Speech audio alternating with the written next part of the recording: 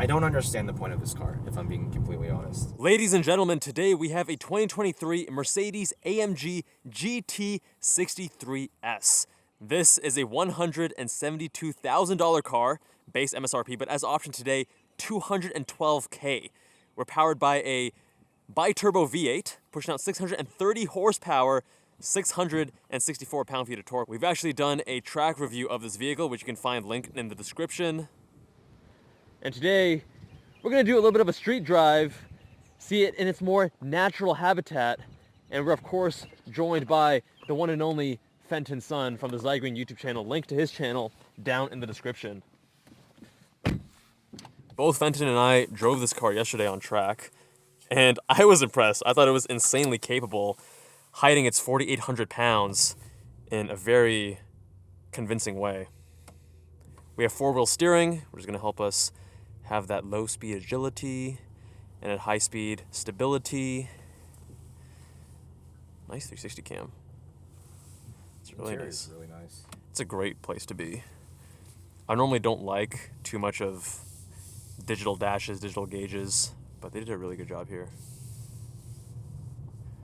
So you got to remember, this is a dual-purpose vehicle, and as such, you're not getting S-Class levels of comfort. Think of this as essentially a four-door version of the AMG GT.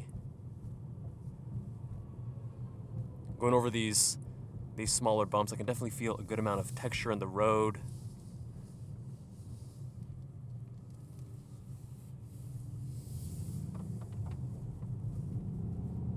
The thing that really surprised me yesterday was, the power, the brakes. It has carbon ceramics, all four corners. It was just such a insanely capable vehicle on track, given that it's not a dedicated track vehicle. It's not supposed to be a track toy. You know what I mean? Yeah, it's on Cup 2 tires. That's really all you need to know. It is capable on track, but I still think you feel the curb weight. Maybe not all 4,800 pounds, but I had a few moments yesterday where I was like, is this car going to stop? Yeah. Yeah, I think it does a good job hiding its weight. You can't really get around physics completely, but with the suspension tuning, with the four-wheel steering, with the carbon ceramic brakes, I think it does a very good job managing that weight in a convincing way. I think the rear wheel steering goes a long way in a car like this. For a car that's this big and heavy and has this long of a wheelbase, for the tight corners, you really do get a lot of benefit from the rear wheels moving in the opposite direction as the front. That way you just get a tighter, turning radius. 4MATIC Plus. This car does also have drift mode, which I'm not able to test, but Mercedes all-wheel drive system, really effective at putting the power down, all 630 horsepower. The AMG driver yesterday was telling me that this has full torque vectoring, meaning it can send 100% of the power to any of the four. To a single corner. Yeah, a single corner can get 100% of the torque, which is really amazing. The thing that blows my mind about this car is the price. Price tag of over $200K as option, and even $170 base price. I think this one's actually $213 as spec'd. It's wild. I don't understand the point of this car, if I'm being completely honest. I consider it to be like a super M5. So you want to have the family saloon. You want to have, space in the back for your two kids. Only two, though, not three. Correct. Only two. Can't have a third. And you want a little bit more of that performance focus. You want a little bit more exclusive styling.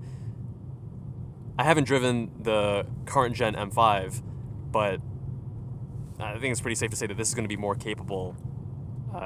It should be at $212,000 versus the M5. Yeah, I think the slight problem I have with this car, and this is just riding passenger for the past few minutes, the suspension's quite firm, and I get it. It needs to be firm to be capable on track, which it is capable on track. It actually slightly defies the laws of physics, but I think for street driving, I wish the damping could be a little bit softer. Yeah, the damping, when it goes from the sport to comfort, it's not quite like the magic of Magna Ride with Corvettes, you know what I mean? So you are feeling a bit more of the texture of the road, even in the comfort setting that we're in right now. Yeah, comfort. Yep. Comfort. Been in comfort, and it even says the C right here. So these buttons actually have displays, so you can actually see what mode you have. That is just the definition of excess, but I love it. German luxury, baby. Yeah, it's not an uncomfortable car. Like, don't get me wrong, it still rides great. Actually, the damping quality seems very, very good. It's just that if I'm really in a $213,000 Mercedes sedan, I want to feel nothing. That's just my perception of what such a high-end Mercedes sedan should be. And that might be because of the branding, the brand positioning of luxury, and you think of things like the S-Class flagship vehicles being very soft and even floaty, right? But this is trying to be something else. This is trying to give you luxury, but a lot of sportiness as well. And I think that's where the compromise comes in. And as long as the buyer knows what they're getting into and they realize that this is more of a sporty saloon rather than a luxury saloon, then it could be the right fit for them. It could be. That's fair. That's fair.